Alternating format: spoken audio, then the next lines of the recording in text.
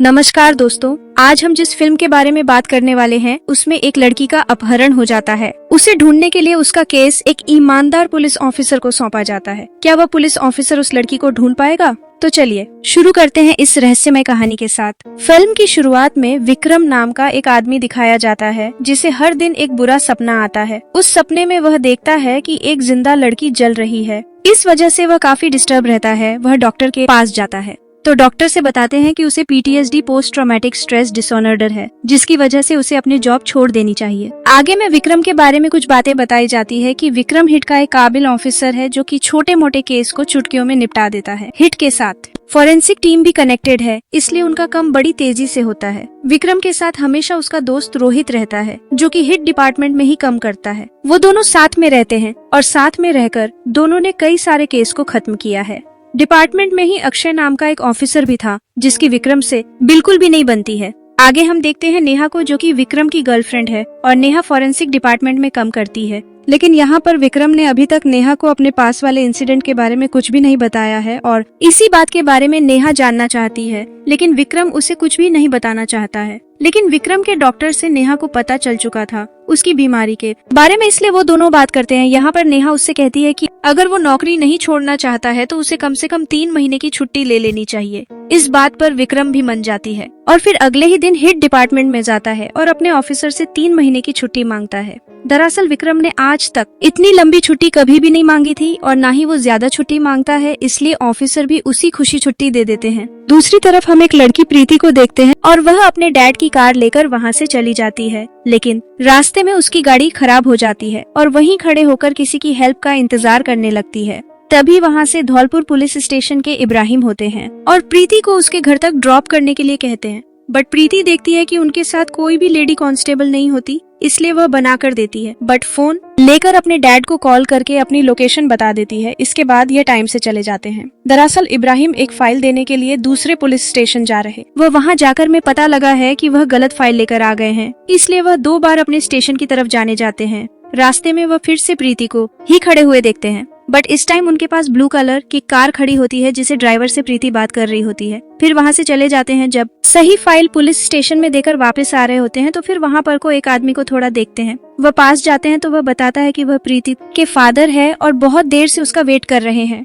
अब उसके बाद जब प्रीति घर वापस नहीं आती तो प्रीति के डैड इब्राहिम के पास जाकर उसे काफी सुनाते हैं। उसके बाद उन दोनों में बहस हो जाती है और इब्राहिम रिपीटेड से बदतमीजी का देता है। उसके बाद इब्राहिम टोल प्लाजा की फोटो क्लिक करता है तो उसे वहाँ से कोई भी बिल्कुल जाते हुए नहीं दिखाई देती, तो आप इसे इब्राहिम को उसकी लापरवाही के लिए सस्पेंड कर देता है। वह विश्वास रहता है कि वह प्रीति को ढूंढ निकालेंगे। अब सीन 2 महीने आगे शिफ्ट होता है, जहाँ पर हिट का एक ऑफिसर विक्रम के पास कॉल करता है और उसे कहता है कि नेहा गायब हो चुकी है। और ये बात सुनने के बाद विक्रम की हालत खराब हो जाती है, क्योंकि विक्रम छुट्टी पर था और नेहा ने ही उसे छुट्टी लेने को कहा था, इसलिए विक्रम तुरंत ही वापस आता है। और यहाँ पर विक्रम को पता चलता है कि नेहा को ढूंढने का केस अक्षय हैंडल कर रहा है, इसलिए वो तुरंत ही अपने बड़े ऑफिसर के पास जाता है और उनसे कहता है कि नेहा का केस मुझे दिया जाए। लेकिन यहाँ पर वो बड़े ऑफिसर कहते हैं कि वो छुट्टी पर था, इसलिए ये केस तो अब अक्षय ही संभालेगा। लेकिन विक्रम भी हार नहीं मानने वाला था, इसलिए वो अपने दोस्त रोहित के साथ मिलकर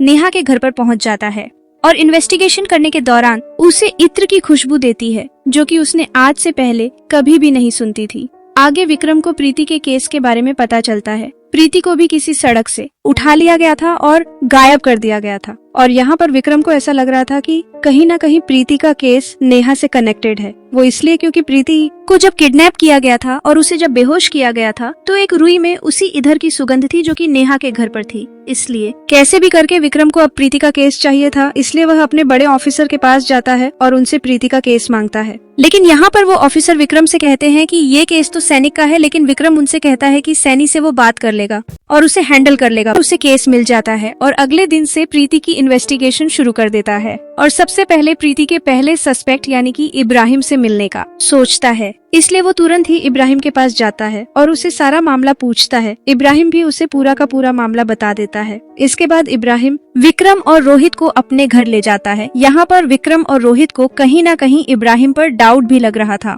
इसलिए वो इब्राहिम के घर की जांच करने लगते हैं, जहां पर उसे वही इत्र मिलता है जो कि नेहा के घर पर और प्रीति को बेहोश करने पर मिला था। इसके बाद वो सीधा जाते हैं प्रीति के पेरेंट्स के पास उनसे बात करते हैं और उन्हें यहाँ पर पता चलता है कि प्रीति उनकी असली बेटी नहीं है बल्कि उनकी भाई की बेटी है, और उनकी भाई की बेटी नहीं है बल्कि वो ऑर्फनेज से गोद ली गई है। यहाँ पर उन्होंने शीला नाम की एक औरत के बारे में पता चलता है जो कि उनके पड़ोस में रहती, उसका डिवोर्स हो चुका है और उसका एक बच्चा भी है, साथ में प्रीति की उससे अच्छी दोस्ती भी है। जब उससे पूछा जाता कि लास्ट बार प्रीति से कब बात हुई थी तो शीला उसे बताती है कि प्रीति जब किडनैप हुई थी उसकी रात पहले उसने उसे पार्टी के लिए इनवाइट किया था, लेकिन वह नहीं गई। आगे विक्रम और रोहित प्रीति के कॉलेज जाते हैं और वहाँ की प्रिंसिपल से मिलते हैं और बातें करते हैं। यहाँ पर प्रिंसिपल उन्हें बताते हैं कि प्रीति एक अच्छी लड़की है, पढ़ने में भी काफी अच्छी थी, लेकिन उसके काफी सारे दोस्त ऐसे खराब थी, और प्रिंसिपल ये सारी बातें बताते हुए थोड़ा सा डर रहा होता है, और ये डर कहीं ना कहीं रोहित और विक्रम ने देख लिया था। आगे विक्रम और रोहित प्रीति के दोस्तों से भी मिलते हैं, लेकिन यहाँ पर भी उन्हें कुछ ज्यादा इन्फॉर्मेशन नहीं मिलती। इसके बाद वो वापस प्रीति के पेरेंट्स के पास जाते हैं और उनसे कहते हैं कि एक लोकसभा राखी जाए, और उसे ऐसा लगता है कि जिसने भी ये सब किया है वो लोकसभा में जरूर आए, इसलिए ना चाहे भी प्रीति के पेरेंट्स वालों को उसके कहने पर ये सब करना ही पड़ता है। रोहित उससे कहता है कि ये सब करने से क्या मिलेगा, तो विक्रम बताता है जिसने भी ये सब किया है अगर वो कल आया तो वो उसके हवाओं को पहचान लेगा और जान लेगा कि वो आदमी कौन है। लेकिन तभी यहाँ पर शीला दीदी दौड़ते हुए आती है और विक्रम से कहती है कि उसकी दरवाजे के पास एक कागज पड़ा हुआ है जिस पर कि कुछ लिखा है, जिसमें लिखा था डेड बॉडी इसे on front of Raja godown Vikram. और ये सब सुनने के बाद इसलिए वो तुरंत ही उसे गोडाउन के पास पहुंचने हैं और इन्वेस्टिगेशन शुरू कर देते हैं। बहुत ढूंढने के बाद उन्हें फिलहाल तो यहाँ पर कोई भी बॉडी नहीं मिलती है, इसलिए वो वापस शीला के पास जाते हैं।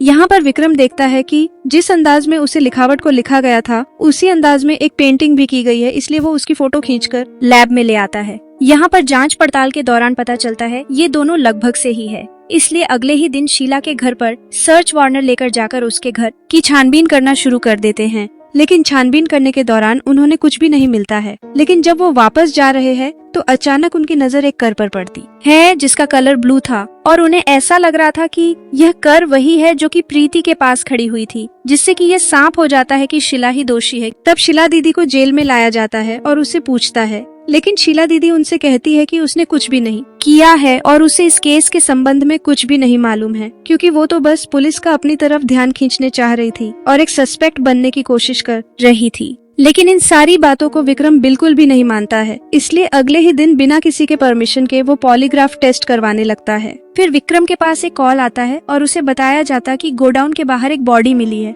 और उसे बॉडी को फोरेंसिक वाले जब चेक करते हैं तो उन्हें पता चलता है कि ये बॉडी प्रीति की है। और यहाँ पर विक्रम को कुछ ऐसी बातें भी बताता है कि उसके पैरों तले जमीन खिसक जाती है। वो उसे बताता है प्रीति की बॉडी में विभिन्न लोगों के अलग अलग तरह के डीएनए मिले, जैसे कि प्रीति के प्रिंसिपल और यहाँ तक कि मैडम तक की डीएनए मिले। वो सारे सस्पेक्ट से पूछता है, इन्वेस्टिगेशन करना चालू कर देता है, लेकिन किसी से भी उसे कोई भी जवाब नहीं मिलता। विक्रम एक और सस्पेक्ट बुलाता है, सपना, जो कि रोहित की गर्लफ्रेंड थी। और यहाँ पर हमें पता चलता है कि सपना और प्रीति एक दूसरे को जानते हैं। दरअसल प्रीति और सपना एक ही और ऑर्फनेज में बड़ी हुई थी। विक्रम सपना से कहता है कि जब तुम दोनों ऑर्फनेज में थी तो तुम दोनों में से एक को एक फैमिली ने अडॉप्ट कर लिया था, और वो लड़की थी प्रीति, जिससे कि दूसरी लड़की बुरा मान गई थी, और वो थी तुम और तुम। इसलिए विक्रम को सपना पर शक हो रहा था, और सीसीटीवी कैमरे के फुटेज से उसे पता चलता है कि उसे ब्लू कर को एक कंटेनर में भरकर ले जाया गया था और उसे कंटेनर को फहद ड्राइव कर रहा था, और उसे इब्राहिम जानता है। इसलिए विक्रम तुरंत ही इब्राहिम के पास जाता है और उससे फहद के बारे में पूछता है। वो कहता है कि उसका घर पास ही में, इसलिए जब वो उसके घर पर छानबीन करने के लिए जाते हैं तो उन्हें वही इत्र फिर से संघाई देता है जो कि उन सारे सस्पेक्टों के पास था। अचानक से फहद उनके ऊपर अटैक कर देता है और फायरिंग शुरू कर देता है। फायरिंग करने के बाद वो जंगल में भी भाग जाता है,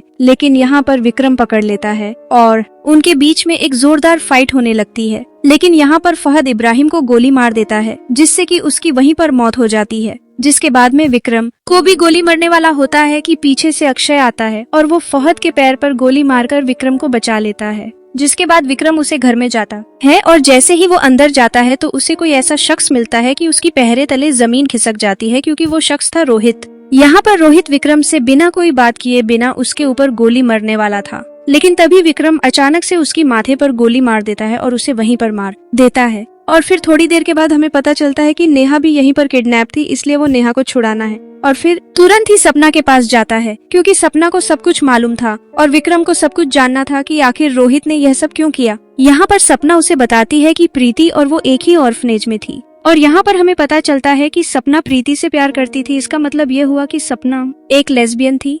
और फिर तभी एक दिन एक परिवार वाले आते हैं और वो प्रीति को पसंद कर लेते हैं और अपने साथ लेता है। ये सारी चीज सपना ने अपने आंखों के सामने देखी थी और उसे बिल्कुल अच्छा नहीं लगा था, क्योंकि वो प्रीति को पसंद करती थी। कुछ दिन बाद सपना को भी अडॉप्ट कर लिया गया और फिर कुछ दिनों के बाद रोहित की गर्लफ्रेंड बनी, लेकिन उनके बीच में शारीरिक संबंध नहीं थी। और फिर एक दिन एक बार में सपना की मुलाकात प्रीति से हो जाती है। वो प्रीति से मिलकर बहुत खुश थी। यहाँ पर वो उसे बता भी देती है कि वो उससे बहुत प्यार करती है, लेकिन प्रीति उससे कहती है कि उसके दिल में ऐसा कुछ भी नहीं है कि वह उससे प्यार करे, इसलिए उसे भूल जाए।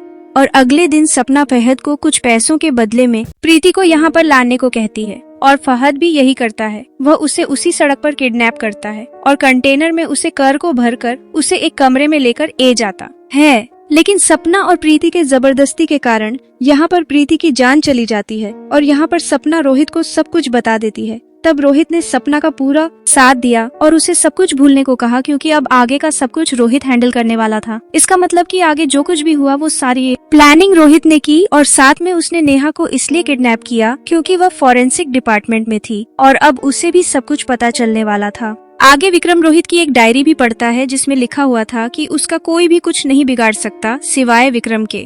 और आखिर में विक्रम और नेहा कहीं पर जा रहे होते हैं, तब ये अनजान आदमी विक्रम के ऊपर निशाना बनाए रखा हुआ था, लेकिन उसका निशाना चूक जाता है। और इसी सस्पेंस के साथ यह फिल्म तो यहीं पर खत्म होती है।